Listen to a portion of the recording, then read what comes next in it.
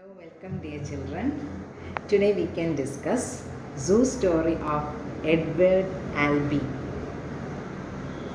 The Zoo Story is a one-act play by an American playwright Edward Albee. Zoo Story എന്ന് പറയുന്നത് Edward ആൽബിയുടെ ഒരു American പ്ലേറൈറ്റായ Edward ആൽബിയുടെ ഒരു one-act play ആണ്. His first play was written in 1958 and completed in just 3 weeks. 3 ആഴ്ചകൾ കൊണ്ടാണ് Edward Albi തൻ്റെ first play എഴുതി തീർത്തത്. The play explores the theme of isolation, loneliness, miscommunication and anathematization, social disparity and dehumanization in a materialistic world. അപ്പം ഈ ലൗകികമായ ജീവിതത്തിൽ മനുഷ്യൻ അനുഭവിക്കുന്ന ഏകാന്തത, അവൻ്റെ ഒറ്റപ്പെടൽ, അവൻ്റെ മിസ്കമ്മ്യൂണിക്കേഷൻ, അവൻ കമ്മ്യൂണിക്കേറ്റ് ചെയ്തിട്ട് ആർക്കും മനസ്സിലാവുന്നില്ല, ആന്തമൈറ്റൈസേഷൻ, എന്തെന്നില്ലാത്തൊരു വെറുപ്പ്, ഒരാളിനോട് എന്തെന്നില്ലാത്ത കാരണമില്ലാത്തൊരു വെറുപ്പ്, സോഷ്യൽ ഡിസ്പാരിറ്റി, ഇതൊന്നും കൂടാതെ എബോവ് ഓൾ ഒരു സാമൂഹികമായിട്ടുള്ളൊരു ഇക്വാളിറ്റി ഇല്ലായ്മ, ഒരു അരക്ഷിതാവസ്ഥ, ഇതെല്ലാം ചർച്ച ചെയ്യുന്നതാണ് Edward ആൽബിയുടെ zoo story. Then today, professional theatre companies can produce zoo story either as a part of Edward Albee's Home at the Zoo.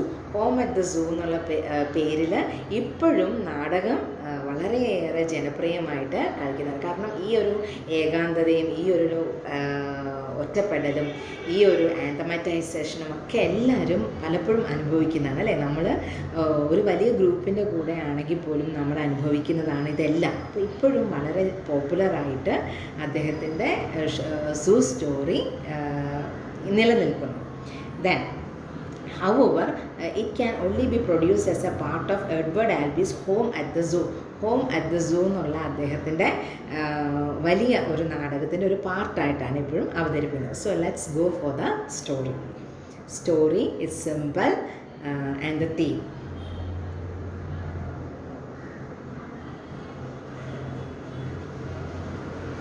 അപ്പോൾ ഈ എൻറ്റയർ പ്ലേ സെറ്റ് ചെയ്തിരിക്കുന്ന ഒരു park ബെഞ്ചിലാണ്.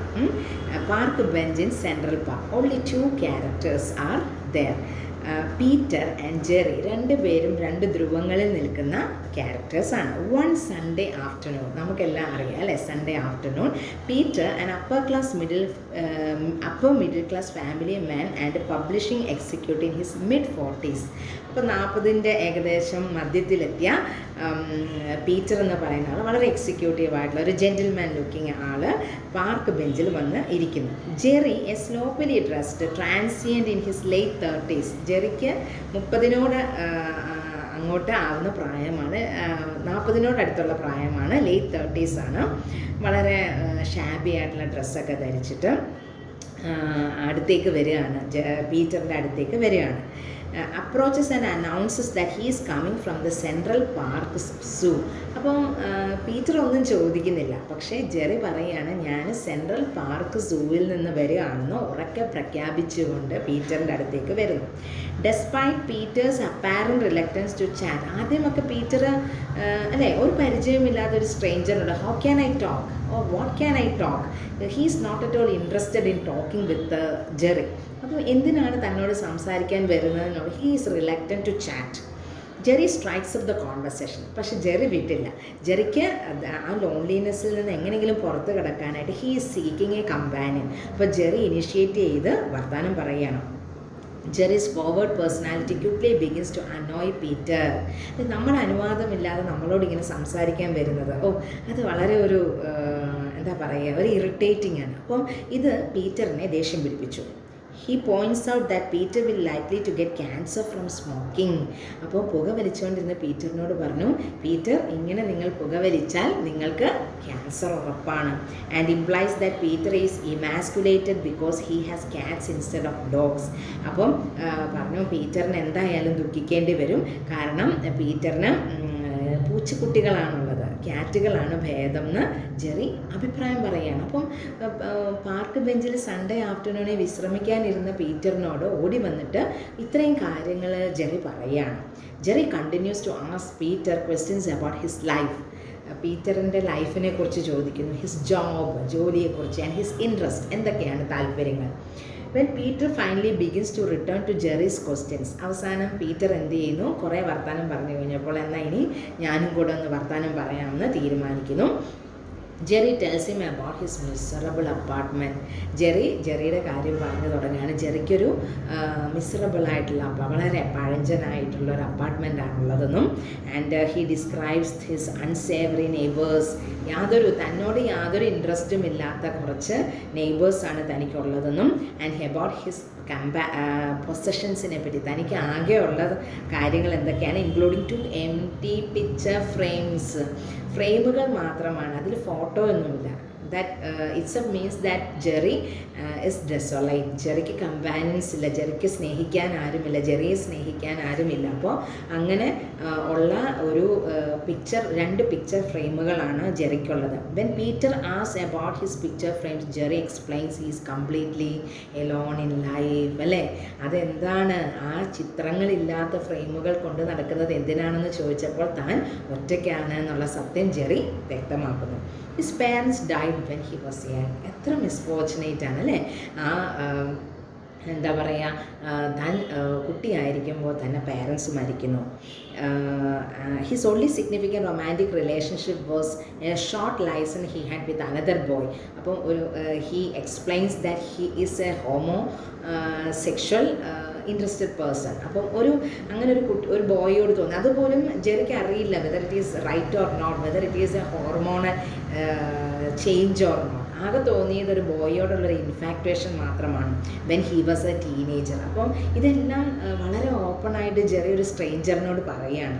Jerry promises to tell Peter about his trip to the സൂവിലെ കാര്യങ്ങളെക്കുറിച്ച് എല്ലാം താൻ പറയാമെന്ന് പീറ്ററിനോട് ജെറി പറയുന്നു. But he sidetracked into telling Peter about his landlady. പക്ഷേ അത് പറയാമെന്ന് പറഞ്ഞപ്പോൾ പിന്നെയും പെട്ടെന്ന് തൻ്റെ ലാൻഡ് ലേഡിയെക്കുറിച്ച് പറയുകയാണ്. അവരൊരു വൃത്തികെട്ട സ്ത്രീയാണെന്നും എ ഡ്രങ്കൺ വുമൺ, അവരെപ്പോഴും കുടിക്കുമെന്നും ആൻഡ് കോൺസ്റ്റൻ്റ്ലി പ്രപ്പോസിഷൻസ് ഹിം, എപ്പോഴും താനുമായിട്ട് വഴക്കുണ്ടാക്കുമെന്നും പറയും.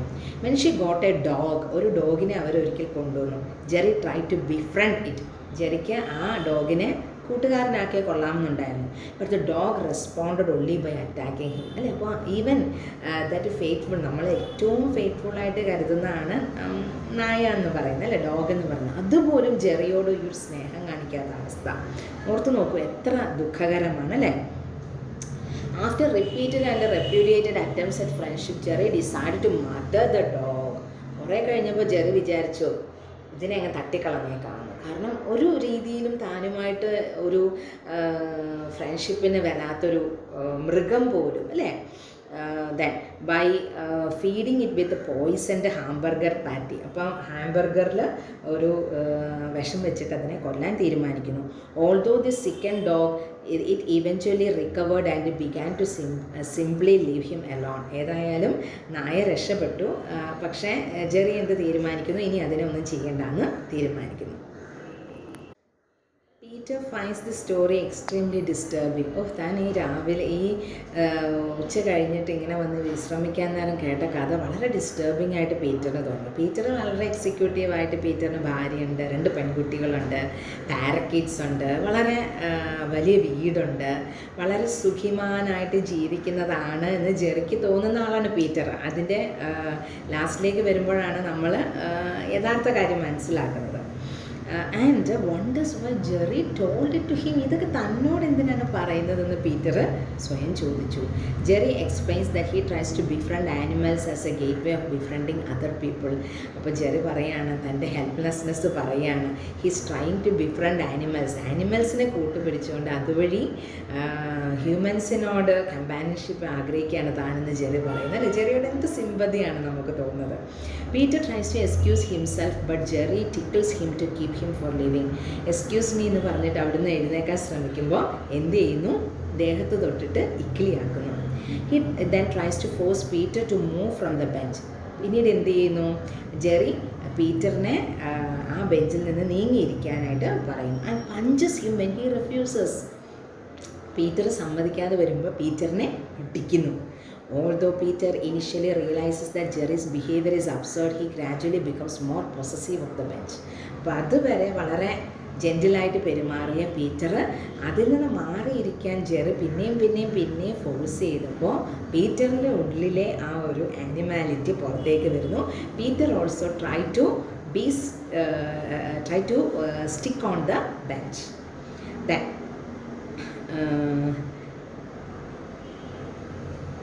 അങ്ങനെ വളരെ പൊസസീവായിട്ട് പാർക്ക് ബെഞ്ച് തൻ്റെ സ്വന്തമാണെന്നുള്ള രീതിയിൽ പീറ്ററും ഇരിക്കാൻ തുടങ്ങി.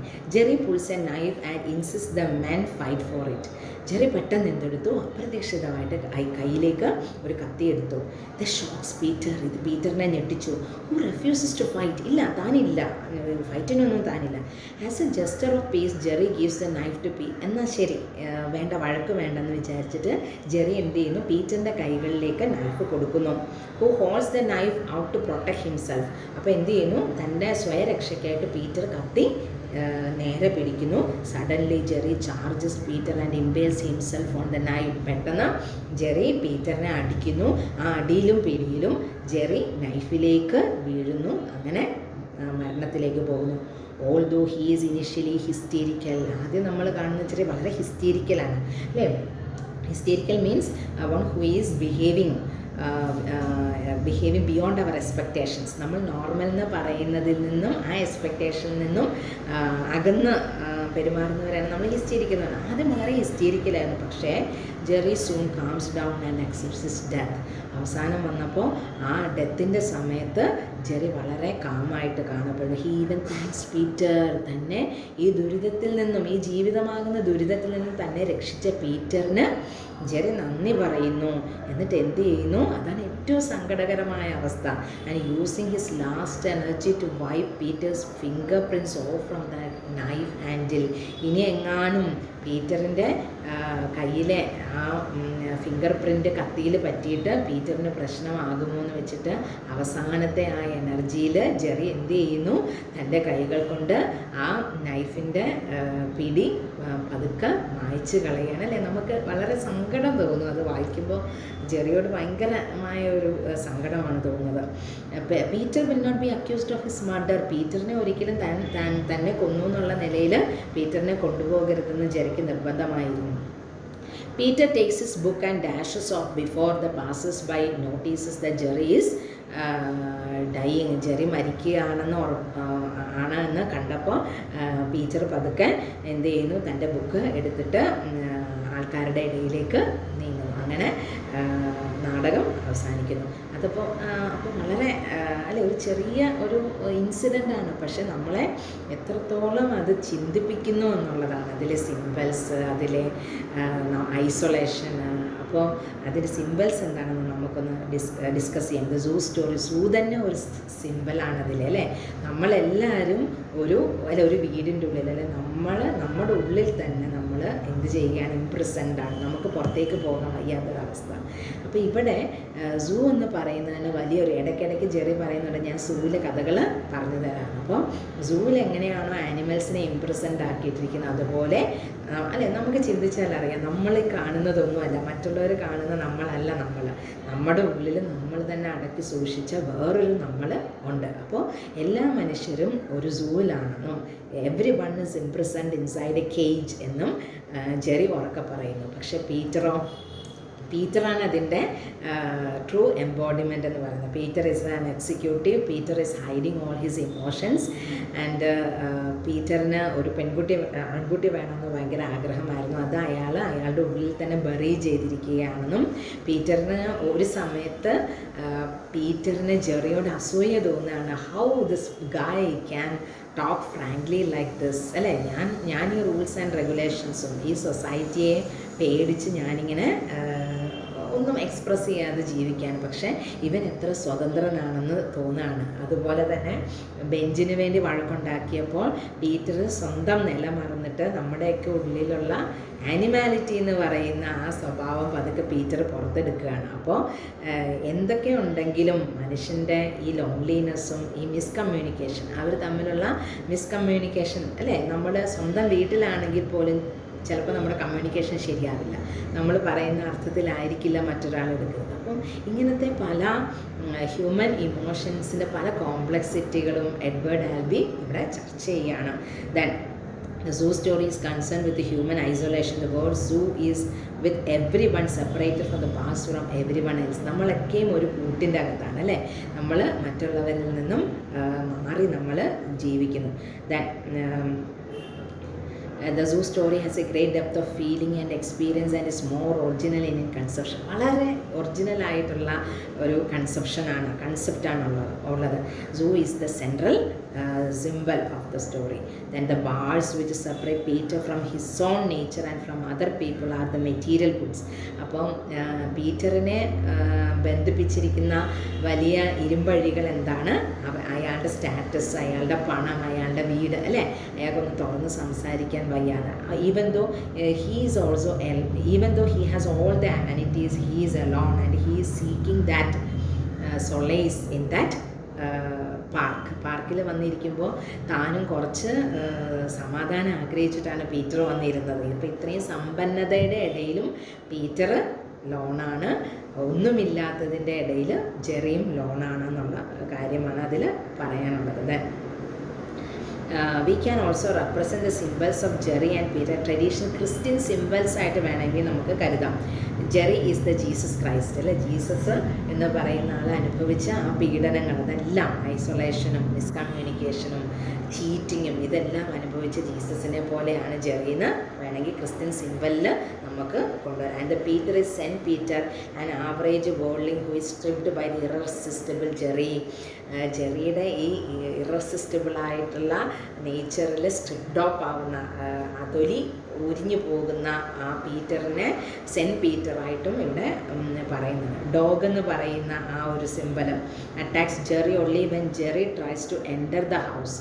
ജെറി വീട്ടിനുള്ളിൽ കയറുമ്പോൾ മാത്രമാണ് ഈ ഡോഗ് ജെറിയെ ഉപദ്രവിച്ചത്, നേരെ തിരിച്ച് ഇറങ്ങി വരുമ്പോഴില്ല. അപ്പോൾ അതിനും ആ അധിനിവേശം സഹിക്കാൻ വയ്യാതെയുള്ള വാടക വീടാണെങ്കിൽ പോലും തൻ്റെ ലാൻഡ് ലേഡിയുടെ ആ ഒരു മുറിയിലേക്ക് കയറി ചെല്ലുന്ന ജെറിയോടുള്ള ദേഷ്യമായിരുന്നു ഡോഗിനും അല്ലേ. ഡോഗ് എന്ന് പറയുന്നത് ഫെയ്ത്ത്ഫുൾ ആയിട്ടുള്ളതാണ്.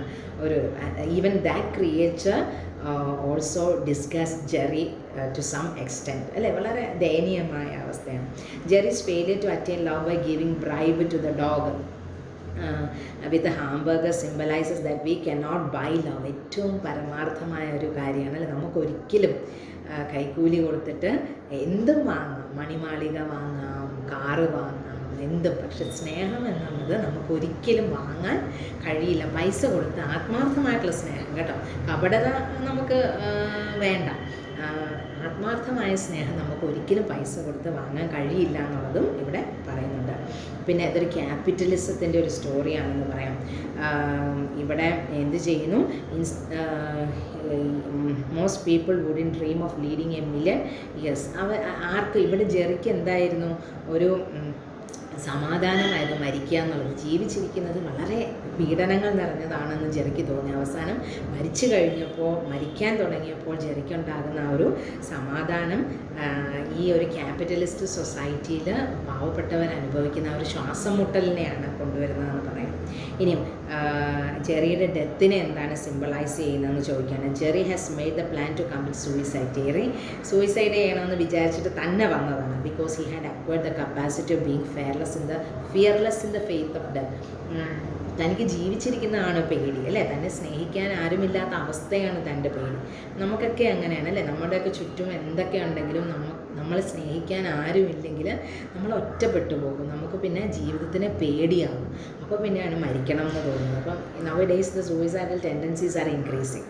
അതിന് കുറേ റെസ്പോൺസിബിൾ ആയിട്ടുള്ളത് നമ്മുടെ മീഡിയ തന്നെയാണ് അല്ലേ, അല്ലെങ്കിൽ മറ്റൊരാളിനെ കൊല്ലുക എന്നുള്ളത്. മറ്റൊരാളിനെ കൊന്നു കഴിഞ്ഞാൽ താൻ അനുഭവിക്കേണ്ടി വരുന്ന മാനസികമായ പീഡനങ്ങളെക്കുറിച്ച് അറിയാത്തവരാണ് അത് ചെയ്യുന്നത്. അപ്പോൾ ഈ ലോകത്ത് നമുക്ക് ജീവിച്ചിരിക്കുക എന്നുള്ളത് ഇത്രയും പ്രയാസകരമാണ് ചിലർക്ക് എന്നുള്ളത് നമ്മളെ കാണിച്ചു തരുന്ന ഒരു നാടകം കൂടെയാണ് ഇത്. ദെൻ അവസാനം അവിടുത്തെ ഐറണി എന്ന് പറയുന്നത് അല്ലേ, അത്രയും ദുരിതങ്ങൾക്കിടയിലും ജെറി മരിക്കാൻ നേരവും മൈ ഗോഡ് എന്നാണ് പറയുന്നത്, എൻ്റെ ദൈവമേ എന്ന് വിളിച്ചുകൊണ്ട് അല്ലേ, ആ ഒരു അൺസീൻ പ്രസൻസിൻ്റെ ആ ഒരു ഡിപ്പെൻഡൻസി ജെറി അവിടെ സീക്ക് ചെയ്യുന്നു എന്നുള്ളതാണ്. ഇനിയും ഇതിലെ തീമെന്ന് പറയുന്നത് എന്തൊക്കെയാണെന്നുള്ളത്. ഈ പറയുന്ന അബ്സേർഡിറ്റിയും ഏലിനേഷനും ലോൺലിനെസ്സും ഒക്കെയാണ്. വെൽത്ത് ആൻഡ് പോവർട്ടി, ധനികനും ദരിദ്രനും തമ്മിലുള്ള വ്യത്യാസം, ലോൺലിനെസ്സും കമ്പാനിയൻഷിപ്പും തമ്മിലുള്ള വ്യത്യാസം, അബ്സേർഡിറ്റിയും റിയാലിറ്റിയും തമ്മിലുള്ള വ്യത്യാസം, ഇതൊക്കെയാണ് ഇതിലെ തീം. ഇനിയും അവരുടെ ഒരു ഈ ജെറിയുടെയും പീറ്ററിൻ്റെയും അവരുടെ അവർ സമാന്തരമായിട്ട് പോകുന്നതിനെ പറ്റി പറയുന്നുണ്ട്. ജെറി എല്ലാം ഉറക്കെ വിളിച്ച് പറയുന്നു അല്ലേ. Peter is not at all capable of that outspoken nature. Peter എല്ലാം ഉള്ളിൽ ഒതുക്കുകയാണ്. Peter is having all the luxuries, his wife, his 2 daughters, his cats, his parakeets, but Jerry was not having anyone. ജെറിക്ക് ആകെയുള്ള സ്വത്തെന്ന് പറയുന്നത് ഒരു picture frame മാത്രമാണ്. സ്നേഹം എന്താണെന്ന് ജെറിക്ക് അറിയില്ല. Jerry's infatuation towards A boy at the time of teenage, അതിനെപ്പറ്റി പറയുന്നുണ്ട്. But Peter is having all the loving animals or loving people surrounding him, yet Peter is feeling lonely in the bench. ആ ബെഞ്ചിൽ ഇത്തിരി ഒരു സമാധാനത്തിന് സന്തോഷം. അപ്പോൾ മനുഷ്യൻ്റെ ആ ഒരു എന്താ പറയുക, ഒരു ഫീലിങ്സിനെ പറ്റിയിട്ടാണ് ആരുമില്ലെങ്കിലും അല്ലേ. അത് പഠിപ്പിക്കുമ്പോൾ ഞാൻ ഒരു മലയാളത്തിലെ പാട്ടാണ് ഓർത്തത്. കണ്ണുണ്ടാഞ്ഞിട്ടും ദുഃഖം, കണ്ണില്ലാഞ്ഞിട്ടും ദുഃഖം അല്ലേ. കണ്ണുള്ളവർക്ക് പ്രശ്നങ്ങളുടെ, കണ്ണില്ലാത്തവർക്ക് കാണാൻ പറ്റാത്തതിൻ്റെ പേര് ദുഃഖം. അപ്പോൾ എല്ലായിടത്തും ഈ ദുഃഖം എന്നുള്ളതൊരു പരമാർത്ഥമായ സത്യമാണ്. അപ്പോൾ ഈ നാടകങ്ങളും സിനിമകളും ഒക്കെ നമ്മുടെ മുന്നിലേക്ക് തരുന്നത് എന്താണ്? ഈ ദുഃഖത്തിൻ്റെ ഇടയിലും നമ്മുടെ ജീവിതം എത്രത്തോളം സന്തോഷകരമാണ് അല്ലേ. ചിലരുണ്ട് വളരെ സന്തോഷമാണെങ്കിലും ദുഃഖം എന്ന് പറഞ്ഞ് മറ്റുള്ളവരുടെ മനസ്സിനെ തളർത്തുന്നവരുണ്ട്. ചിലരെ എത്ര ദുഃഖത്തിലും എത്ര ഡിസബിലിറ്റിയിലും എത്ര പ്രയാസത്തിലും അവർ മറ്റുള്ളവരെ പറഞ്ഞ് സന്തോഷത്തിലേക്ക് കൊണ്ടുപോകുന്നവരുണ്ട്. അപ്പോൾ ഈ രണ്ടാമത്തെ കാറ്റഗറി ഉള്ളതുകൊണ്ടാണ് ഈ ലോകം നിലനിൽക്കുന്നത് തന്നെ. നമ്മളൊക്കെ പ്രതീക്ഷയുടെ ലോകത്താണ്. ഇന്ന് നമുക്ക് ദുഃഖം വരുമ്പോൾ നാളെ നമ്മൾ സന്തോഷിക്കുമെന്ന് നമ്മൾ വിചാരിക്കും. അതിലാണ് ലോകം മുന്നോട്ട് പോകുന്നത് അല്ലേ. നമ്മളൊക്കെ ഒരു ദിവസം 99% നമ്മൾ സന്തോഷിച്ചിട്ടുണ്ട്. 1% ദുഃഖം എപ്പോഴെങ്കിലും വരികയുള്ളൂ. It may differ, yet we all are seeking happiness അല്ലേ.